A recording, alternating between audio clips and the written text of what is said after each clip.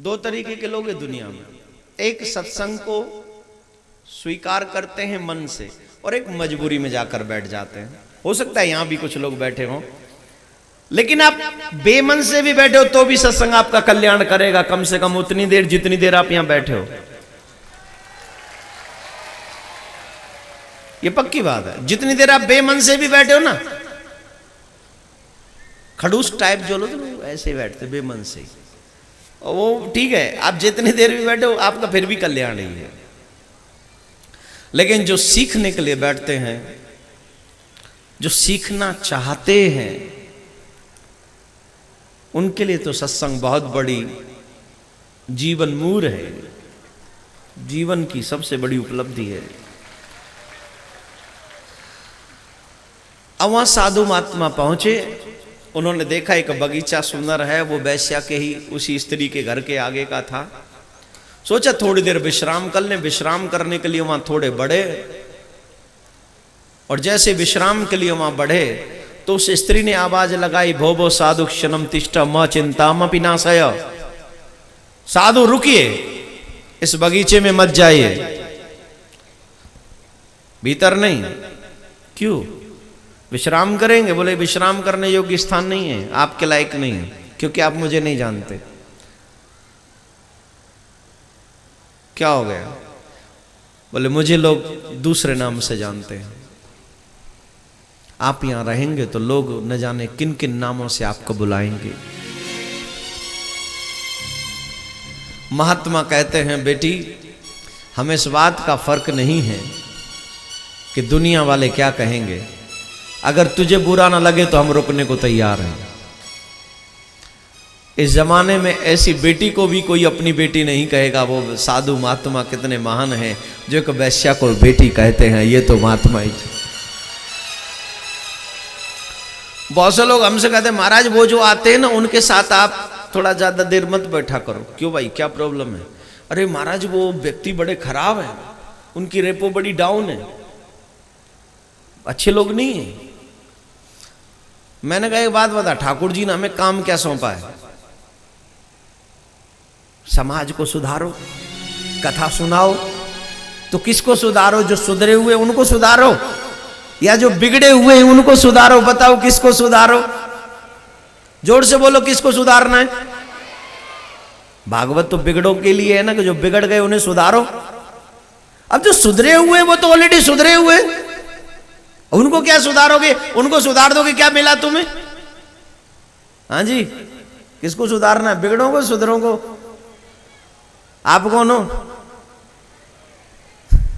सुधरे हुए बिगड़े हुए हो? कल से सुधरा हुआ मत आना यहाँ कोई, जितने बिगड़े हुए सब आना।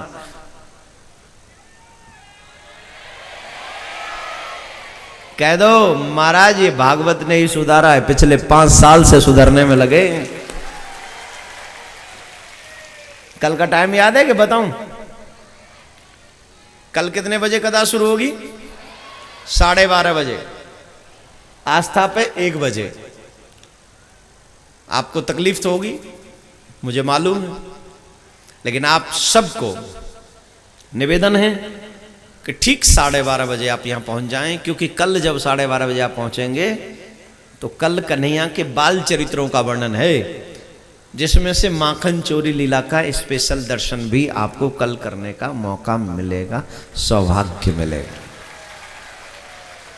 तो अधिक से अधिक बड़ी संख्या में कल आप पधारेंगे 12:30 बजे। कल के दिन आपको कष्ट होगा, परसों से फिर सेम टाइम होगा। तो मेरे भाई बहन, भागवत सबके लिए है, चाहे अच्छे हों चाहे बुरे हों। जैसे बुरे लोग आएंगे तो वो सुधर जाएंगे, और अच्छे लोग आएंगे तो और सुधर जाएंगे। अच्छे लोग भी तो कथा सुनते ही हैं, अच्छे तो वही हैं जो कथा सुने। और अगर आप अच्छे हैं तो भागवत आपको और भी बहुत बड़ी भक्ति प्रदान करता है, रास्ते देता है, कृष्ण के करीब जाने का मौका देता है। तो मेरे प्यारेओ, संत वहां रुके। अजामिल की टेंशन उस स्त्री को होने लगी कि अजामिल आएगा तो इनका अपमान करेगा। जो राक्षस प्रवृत्ति के लोग होते हैं, जो धर्म को नहीं मानते, वो साधु संतों का अपमान करते हैं। कई बार मैं बता चुका हूं, अपमान किसी भी आप करोगे साधु संत महात्मा ब्राह्मण अतिथि का, तो आप अपने लिए विनाश का निमंत्रण देते हो कि हाँ ठीक है अब निमंत्रण विनाश को दे दो। दौड़ी दौड़ी गई, उसने जंगल में वन में ही उसको स्नान करवाया, वस्त्र बदलवाए और कहा कि तुम साधु महात्माओं के आगे जाके कुछ बोलना मत, क्योंकि मुझे पता है तू अच्छा नहीं बोलेगा। और कई लोग तो कहते भी मेरे महाराज एक आदत है, मैं बोलता हूं ना कड़वा सच बोलता हूं, किसी को मेरी बात अच्छी नहीं लगती तो क्यों बोलता है भाई? जब तुझे पता है कि तेरी बोली किसी को अच्छी नहीं लगती तो मीठा बना लेना, उसमें मिश्री घोल ले। और जो लोग हमेशा कड़वा बोलते हैं उनसे निवेदन है थोड़ा मिश्री खाया करो, पीली मिश्री आती हमारे वृंदावन में मिलते, वो पीली मिश्री खाओ कर, बिना डोरा की होते हैं वो, वहां में डोरा ना तो पीली मिश्री में, और वो मिश्री पिया करो, पानी में मिला के खाया करो रोटी के साथ, तो फिर कड़वा बोलना बंद हो जाएगा, फिर मीठा मीठा जैसा खाओगे वैसा बोलोगे। क्या बात है। मिश्री के नाम पे बोले महाराज आप नहीं लाए, प्रसाद में बांटने के लिए। राधे राधे। जब तुम्हें पता हो कि तुम अच्छा नहीं बोलोगे तो कीप योर माउथ प्लीज, कोई टेप टूप लगा लो, बोलना ही नहीं। और जब टेप हटे तो सिर्फ एक ही शब्द निकलना चाहिए, ये ठीक है। पत्नी ने कहा, बात मान लियो, प्रणाम किया जाके, साधु महात्मा जाने लगे। तो साधु महात्माओं ने एक बात कही कि हम तेरे आए हैं तो एक भावना है कि तेरा कल्याण हो। कल्याण कैसे होगा? बोले अपने बेटे का नाम, जो भी संतान हो ना उसका नाम नारायण रख देना। एक सबसे छोटा बेटा हुआ, उसका नाम उसने नारायण रखा। उस नारायण से उसे इतनी अटैचमेंट हो गई, सुबह शाम रात दिन उठते जागते बैठते वो सिर्फ नारायण नारायण नारायण नारायण। और आजकल तो बाबा रे बाबा, बच्चों के नाम का ये नहीं पता चलता कि ये डॉग का नाम है कि बच्चे का नाम है। कोई कोई तो ऐसे ऐसे नाम रख लेते हैं, ऐसे लगता है कि कोई जानवर का नाम है, ये कोई जानवर बुला रहा है। तमाम नाम है, एक दो नाम थोड़ी के नाम है।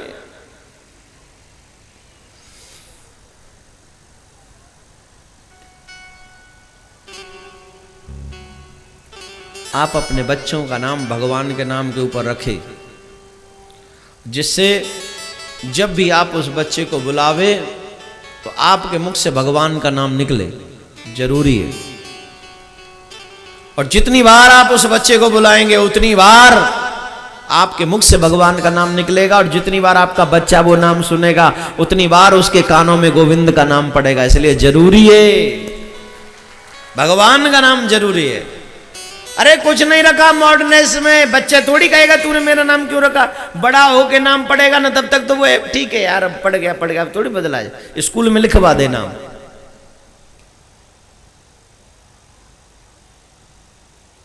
जीवन भर रोने वाले नाम से बढ़िया है कि जीवन के मोक्ष को द्वार तक ले जाए ऐसे भगवान का नाम।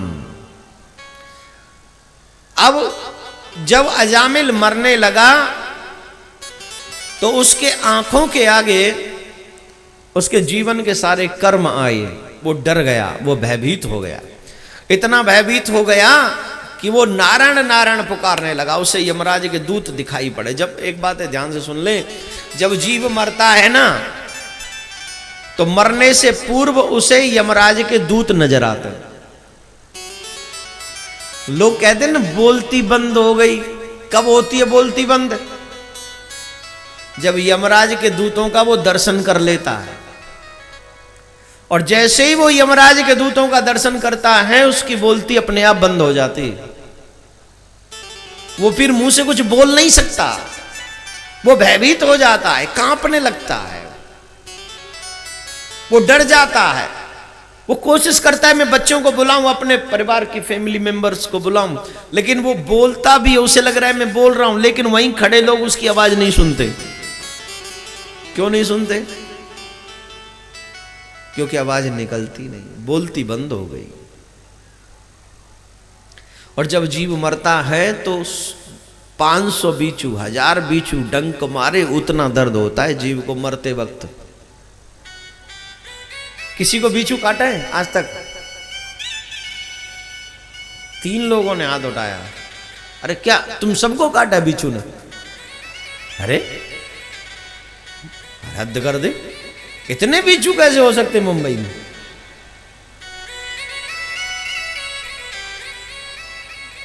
कितनी दर्द होती है।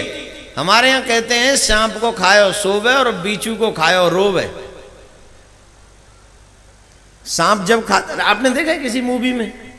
सांप जब खा लेता है ना, वो जोर जोर से ऐसे एक्टिंग करेगा जैसे बड़ा दर्द हो रहा और मर गया। बोले सांप के खाने से दर्द होता ही नहीं है, आलस से आता है। अब जो बना दे सो बना दे, बॉलीवुड है भैया। एक आदमी 50 को मार रहा है, 50 मिलके एक को नहीं मार पा रहे, तू यहाँ 4 ने के बीच में भेजे के दिखावा है।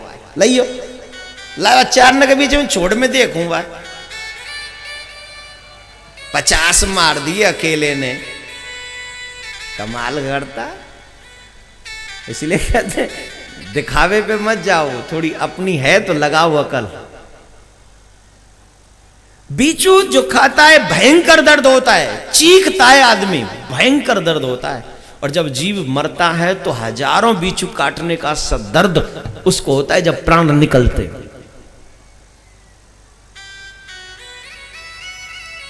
जो तपेश्वरी लोग होते हैं, जो तपनिष्ठ लोग होते हैं, जो भजनानंदी लोग होते हैं, जो भक्त लोग होते हैं, उनके प्राण मस्तिष्क के माध्यम से जाते हैं। और जो लोग थोड़े से गए गुजरे होते हैं, भगवान के भक्त नहीं होते, उनके दक्षिण द्वार से जाते हैं। इसलिए भगवान की भक्ति जरूरी है। अजामिल ने जैसे ही कहा नारायण बेटा बचाओ, नारायण बचाओ, नारायण बचाओ, जैसे ही नारायण नारायण नाम पुकारा मेरे भाई बहन, यमराज के दूतों के सामने भगवान नारायण के दूत आकर खड़े हो गए और कहा इसे अब हम लेके जाएं,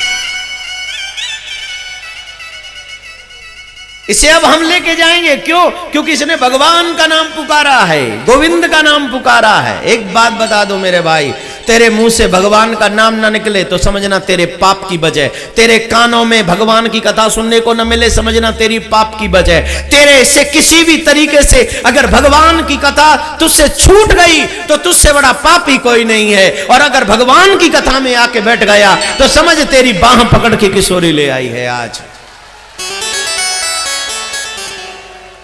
हम इसलिए नहीं आए कि वो समस्या थी, हम इसलिए नहीं आते महाराज वो समस्या थी, हम तो महाराज बड़े लेट काम से आते हैं। ये सब बहाने, don't make you excuse, okay?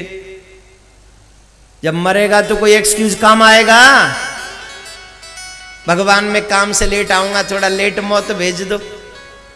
भगवान में 4 कामों में बिजी हूं, मेरी बेटी की शादी पक्की हो गई है, कार्ड सेंड हो चुके हैं, महाराज प्लीज थोड़ा वेट करो।